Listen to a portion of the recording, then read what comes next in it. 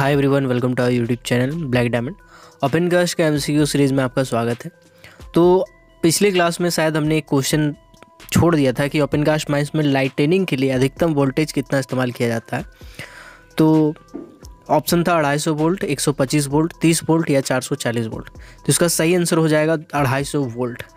Open cast mines में 250 volt का इस्तेमाल करते हैं और अंडरग्राउंड माइंस में 125 वोल्ट तक का इस्तेमाल कर सकते हैं लाइटिंग के लिए।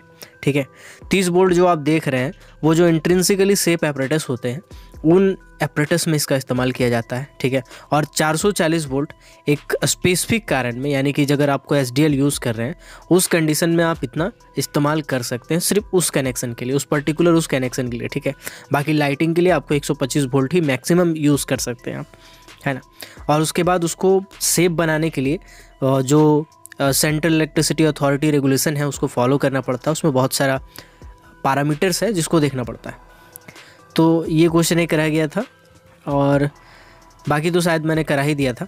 तो चलिए अब आज के क्वेश्चंस को आगे बढ़ाते हैं। तो जो आज का क्वेश्चन है वो ये है कि इनमें से कौन सी मशीनरी की लाइफ सबसे ज़्यादा होती है, rope shovel, hydraulic shovel, dragline या पेलोडर।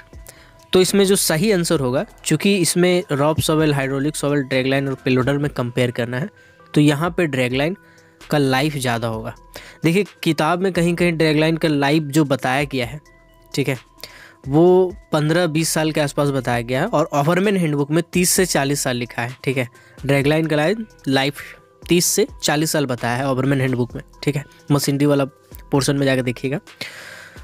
तो यहाँ पे ड्रैग लाइन हो जाएगा, है ना। नेक्स्ट क्वेश्चन है कि ड्रैग लाइन का ज़मीन पर कितना प्रेशर पड़ता है। ड्रैग लाइन जब चलता है तो चूँकि बहुत बड़ा मशीन है, आपको देख के लगता होगा बहुत बड़ा मशीन है, बट एक्चुअली ये खोखला मशीन होता है। इसका वजन जो है शरीर जो ज़मीन है, ज़मीन पे बहुत कम पड़ता है ना। तो इसका सही आंसर हो जाएगा 1 किलोग्राम पर सेंटीमीटर स्क्वायर, यानी 1 सेंटीमीटर स्क्वायर एरिया में सिर्फ 1 किलो वजन पड़ता है। ठीक है, 1 सेंटीमीटर स्क्वायर एरिया को आप कंक्लूड कर लीजिएगा कितना होता है। ठीक है, और उतना पे 1 किलो वजन पर्टिकुलरली पड़ता है। वजन जो है वो पूरा तरह से डिवाइडेड रहता है, यूनिफॉर्मली वो डिवाइडेड रहता है। नेक्स्ट क्वेश्चन है क्राउड फोर्स इनमें से किससे संबंधित है, drag line, payloader, bucket wheel excavator या नन। देखिए आपको बता दें, क्राउड एंड रिट्रैक्ट जो है वो रॉब शॉवेल से संबंधित है, बट जब आपको क्राउड फोर्स के बारे में बात किया जाएगा तो चूंकि यहाँ ऑप्शन में रॉब शॉवेल वगैरह कुछ नहीं है, ड्रैग लाइन है, तो यहाँ पे हमको टिक ड्रैग लाइन करना है। क्राउड फोर्स ड्रैग लाइन से संबंधित है। नेक्स्ट क्वेश्चन है ड्रैग लाइन की वर्किंग स्पीड कितनी होती है, 10 किलोमीटर प्रति घंटा, 5 किलोमीटर प्रति घंटा, 0.2 से 0.4 किलोमीटर प्रति घंटा या none of these. Dragline जो काम करता है उसका काम करने का स्पीड कितना होता है, तो उसका सही आंसर हो जाएगा 0.2 से लेकर के 0.4 किलोमीटर प्रति घंटा। मतलब 200 से 400 मीटर ही काम कर पाएगी 1 घंटा में। 1 घंटा में ड्रैग लाइन बस उतना ही आगे बढ़ पाएगा। आप सोच सकते हैं कि इतना कम स्पीड है ना। ये कछुआ से भी कम धीरे धीरे चलती है। ओके, नेक्स्ट क्वेश्चन है, इसीलिए इसको एक माइन से दूसरे माइन से नहीं ले जाया जाता है ड्रैग लाइन को, जहाँ पे हमको यूज़ करना है एक लंबा टाइम तक। ठीक है, 20 साल 25 साल हमको उसका उपयोग करना है, उसी जगह पे हम लोग ड्रैग लाइन को इंस्टॉल करते हैं। ऐसे छोटा मोटा माइंस में हम लोग ड्रैग लाइन को यूज़ नहीं करते हैं, है ना। नेक्स्ट क्वेश्चन पे आते हैं, इनमें से कौन सी मशीनरी का इस्तेमाल रेलवे वैगन में कोयला भरने के लिए किया जाता है। ये ऑप्शंस है payloader, drag line, bucket wheel excavator या रॉब शॉवेल। ये चारों में से कौन सा ऐसा मशीन है जिसका इस्तेमाल इफ़िशिएंटली किया जाता है रेलवे का जो वैगन है उसको भरने के लिए। तो इसका जो सही आंसर हो जाएगा, ऑब्वियस सी बात है, ड्रैग लाइन को तो यूज़ नहीं करेंगे, बकेट व्हील एक्सकावेटर को भी नहीं करेंगे, रॉब शॉवेल को भी नहीं करेंगे। ठीक है, क्योंकि इसका एफिशिएंसी का गलत इस्तेमाल होगा, पावर बहुत ज़्यादा है, यूज़ कम छोटा मोटा काम के लिए कर रहे हैं। तो एक्चुअली हम लोग पेलोडर को यूज़ करते हैं रेलवे वैगन को भरने के लिए। इसलिए साइडिंग में आपको जनरली, अगर साइडिंग वाले एरिया में जाइएगा तो आपको डोजर, पेलोडर ये सब चीज़ें दिखेंगी। नेक्स्ट क्वेश्चन है कि ओपन कास्ट माइंस में इस्तेमाल होने वाली सबसे बड़ी मशीनरी इनमें से कौन है। देखिएगा, drag line, bucket wheel excavator, rope shovel या हाइड्रोलिक शॉवेल। ये जो क्वेश्चन है ये कई बार पूछा भी जा चुका है कि ओपन कास्ट माइंस का सबसे बड़ा मशीनरी कौन सा है, और ऑप्शन भी यही wheel, bucket excavator, dragline, rope shovel और हाइड्रोलिक शॉवेल ही दिया रहता है। तो इसमें जो सबसे बड़ा मशीनरी है वो बकेट व्हील एक्सकावेटर है। अगर आप छोटा कैपेसिटी वाला बकेट व्हील एक्सकावेटर देख के कंपेयर कर रहे होंगे ड्रैग लाइन से, आप ये सोच रहे होंगे कि ड्रैग लाइन को इंस्टॉल करने में 1 साल का समय लगता है, ऐसे वैसे लंथपंथ। नहीं, bucket wheel excavator open cast mines का सबसे बड़ा मशीनरी होता है। इसको नॉर्मली कोयला को, जो सॉफ्ट कोल होते हैं यानी कि जो लिग्नाइट कोयला होते हैं, ब्राउन कोल, या फिर मिट्टी वगैरह को काटने के लिए रखते हैं। इसको भी एक लंबा टाइम के लिए इंस्टॉल करते हैं, ठीक है। तो अगर मशीनरी वाला मेरा वीडियो नहीं देखे हैं ओपन कास्ट का तो जाके देख लीजिएगा, उसमें मैंने फ़ोटो के साथ समझाया है कि क्या काम होता है, कैसे कैसे काम करता है ना। नेक्स्ट क्वेश्चन है CHP का फुल फॉर्म क्या होता है। ये क्वेश्चन भी कई बार पूछा जा चुका है, ये आपको याद होना ही चाहिए।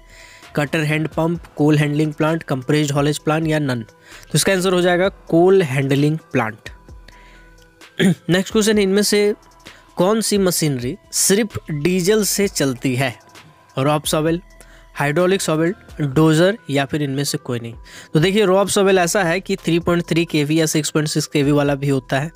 हाइड्रोलिक शॉवेल जो है उसको भी इलेक्ट्रिसिटी से ऑपरेट किया जा सकता है। डोजर जो इसमें से है एक, डोजर को नॉर्मली डीजल से ही चलाते हैं, है ना। डोजर को क्योंकि अलग अलग जगह पे हमको यूज़ करना होता है, माइंस का एक पर्टिकुलर एरिया में हम उसको यूज़ नहीं करते हैं, उसको हर जगह यूज़ कर सकते हैं, रास्ता वास्ता सब जगह में, है ना। तो एक लंबा रेंज हो जाता है उसका। रॉब शॉवेल क्या है कि फेस में यूज़ होगा, हाइड्रोलिक शॉवेल क्या है कि किसी एक बेंच में यूज़ होगा, है ना। लेकिन डोजर को हमको अलग अलग जगह पे यूज़ करना पड़ता है, यहाँ तक कि कभी कभी हम इसको जो स्टॉक है, कोल स्टॉक होता है उस जगह पे, और जो रेलवे वैगन वगैरह होता है जहाँ पे लोडिंग अनलोडिंग होता है उस जगह पे यूज़ करते हैं, इसीलिए इसको डीजल से ऑपरेट किया जाता है। नेक्स्ट क्वेश्चन है, इनमें से सबसे ज़्यादा नॉइज़ यानी सबसे ज़्यादा शोर कौन करता है। Rope shovel, dumper, hydraulic shovel या डोजर। तो इसका सही आंसर आप कमेंट सेक्शन में बताइएगा, ठीक है। नेक्स्ट क्लास में मैं इसको क्लियर कर दूंगा। कॉमन सा कॉन्सेप्ट है यार, इसमें मैं आपको हिंट दे देता हूँ। इतना नॉइज़ करता है कि उसको चलाने के लिए ईयर मफ का इस्तेमाल करना पड़ता है, ठीक है। ईयर मफ लगाना ही पड़ता है, तभी जाके ये प्रोविज़न है कि चला सकते हैं आप। हालांकि बहुत सारे HMM में ये प्रोविज़न है, बट डोजर में लगाना पड़ता है, लगाता ही है, ठीक है। नेक्स्ट क्वेश्चन है, ओपन कास्ट माइंस स्टार्ट करते समय मिट्टी है, पत्थर है, कोयला है, इसमें बेंच बना के शॉवेल मशीन लगाने के लिए इनिशियल गड्ढा बनाया जाता है। यानी मान लीजिए एक ग्राउंड है, उस ग्राउंड में आप ओपन कास्ट माइंस डिसाइड किए हैं कि बनाना है, ठीक है। तो उसको बनाने के लिए सबसे पहले हमको एक कट देना होता है उसमें, है ना। मिट्टी वगैरह, पत्थर वगैरह, जो भी कोयला है उसको काट के एक ठो बेंच का शेप लाने के लिए हमको एक इनिशियल स्टेज देना पड़ता है। उस इनिशियल स्टेज को क्या बोलते हैं। बॉक्स कट, सम्प, कोल होल रोड या फिर नन। तो इसका आंसर हो जाएगा बॉक्स कट, ठीक है। Box cut open cast mines में सबसे पहला इनिशियल स्टेज होता है, ठीक है। नेक्स्ट क्वेश्चन है, ब्लास्टिंग की जगह से डेंजर जोन कितने मीटर रेडियस को बोला जाता है। तो ये तो सबको पता ही होगा यार कि 500 मीटर है। पहले 300 मीटर हुआ करता था, फिर बाद में इसको बढ़ा दिया गया था, है ना। ये वाला वही वाला बात हो गया कि वेलकम में जो डायलॉग है, मेरी एक टांग नकली है, मैं हॉकी का बहुत बड़ा खिलाड़ी, तो बस वही वाला आता है। डेंजर जोन में रेडियस जो है वो 500 मीटर रखा गया, पहले 300 मीटर था। नेक्स्ट क्वेश्चन है, ब्लास्टिंग स्टार्ट करने के कितने मिनट पहले ब्लास्टिंग जोन को चिन्हित करने के लिए लाल झंडा, लाल बत्ती वगैरह लगाते हैं। तो 10 मिनट, 30 मिनट, 60 मिनट, 120 मिनट, यानी ब्लास्टिंग करने से कितना देर पहले हमको पूरा एरिया को घेरना होता है। जब लाल झंडा गाड़ के या लाल बत्ती लगा के कि भैया ये जो पोर्शन है, इस पर्टिकुलर पोर्शन में ब्लास्टिंग होने वाला है ना। तो देखिए, घेरने का जहाँ तक बात है वो आधा घंटा पहले हम लोग करते हैं, ठीक है। हाफ आवर पहले हम लोग चिन्हित करते हैं। नेक्स्ट क्वेश्चन है, ब्लास्टिंग से 10 मिनट पहले कितनी बार सायरन सिग्नल दिया जाता है।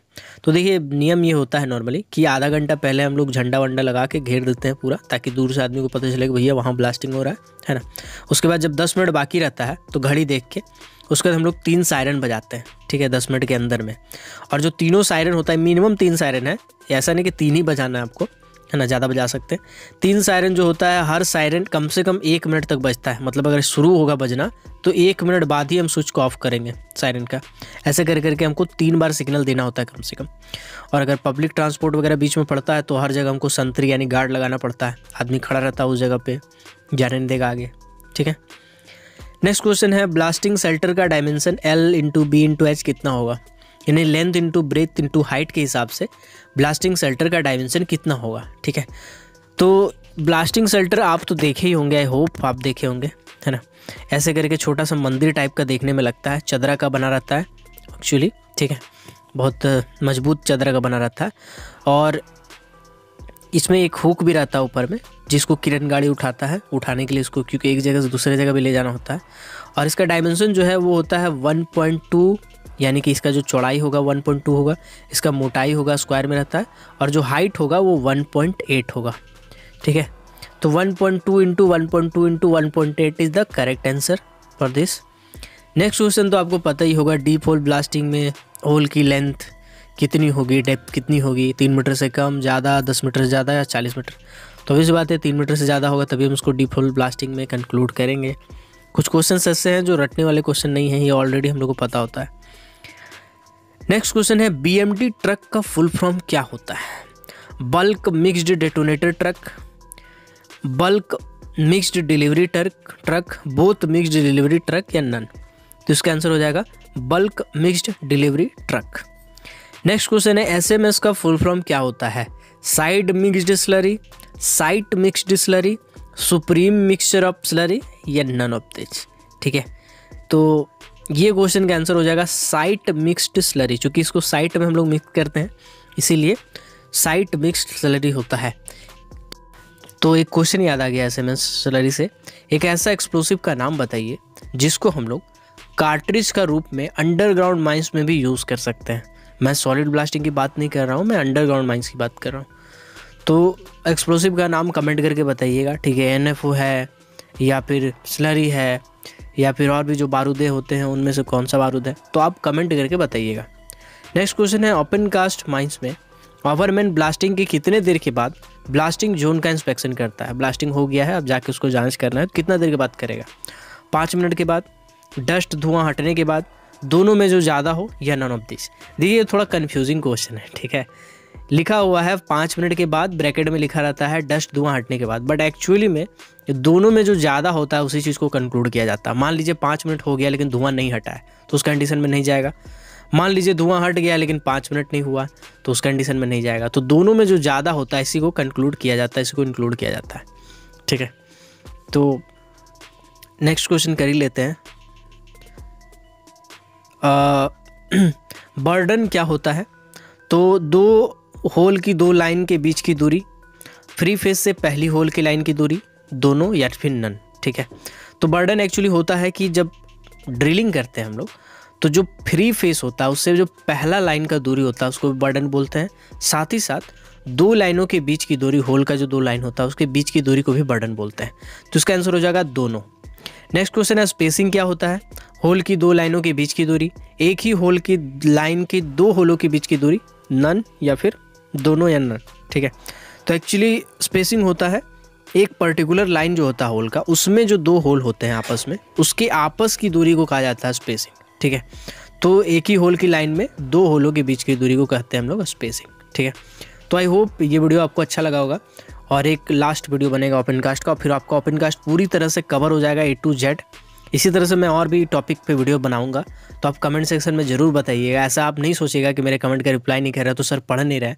एक्चुअली मैं देखता हूँ सारे कमेंट्स, और चूँकि बहुत सारे आ जाते हैं तो रिप्लाई करने का शायद टाइम नहीं रह जाता है। बहुत सारे कमेंट आता है, आपको लगता होगा कि 10-12 कमेंट ही तो रहता है यार, लेकिन मैं 400 से 450 के आसपास का वीडियो डाला हूँ, तो हर वीडियो पे के 10% वीडियो पे भी अगर कमेंट आए तो समझ सकते हैं। तो मिलता है अगले वीडियो में, तब तक के लिए keep watching, keep supporting, till then, जय हिंद।